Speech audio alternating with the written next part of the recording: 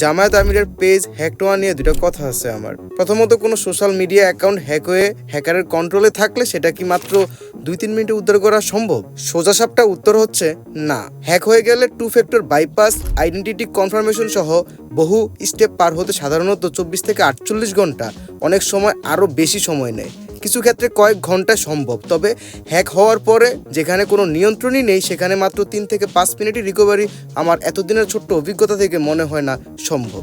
সুতরাং নিজেদের অপরাধ ঢাকার জন্য এক কথায় অ্যাকাউন্ট হ্যাক হয়ে গেছে এমন ইললজিক্যাল এক্সকিউজ হতে বিরত থাকুন। দ্বিতীয়ত, জামাত শিবিরে রয়েছে একটি সুসংগঠিত ও শক্তিশালী সাইবার টিম, যা শুধু দেশেই নয়, মালয়েশিয়া, সিঙ্গাপুর, ভিয়েতনাম সহ বিভিন্ন দেশে সক্রিয়। তাদের নিজস্ব সাইবার প্যানেল নিয়মিতভাবে সংগঠনের শীর্ষ নেতৃত্বের অফিসিয়াল পেজ, আইডি ও গ্রুপগুলোর নিরাপত্তা নিশ্চিত করে থাকে।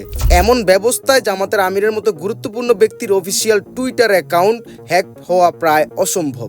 এসব অ্যাকাউন্ট সর্বোচ্চ নিরাপত্তা ব্যবস্থায় আওতায় পরিচালিত হয় এবং সার্বক্ষণিক মনিটরিংয়ে থাকে। বর্তমানে অ্যাকাউন্ট হ্যাক হয়েছে বলে যে দাবি প্রচার করা হচ্ছে তা মূলত জনসাধারণের চাপ ও সমালোচনা এড়ানোর একটি কৌশল।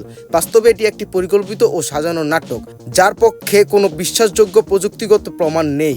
সচেতন মানুষ মাত্রই বুঝতে পারবেন এটি প্রকৃত কোনো সাইবার আক্রমণ নয়, বরং উদ্দেশ্যপ্রণোদিতভাবে বিভ্রান্তি ছড়ানোর একটি প্রচেষ্টা।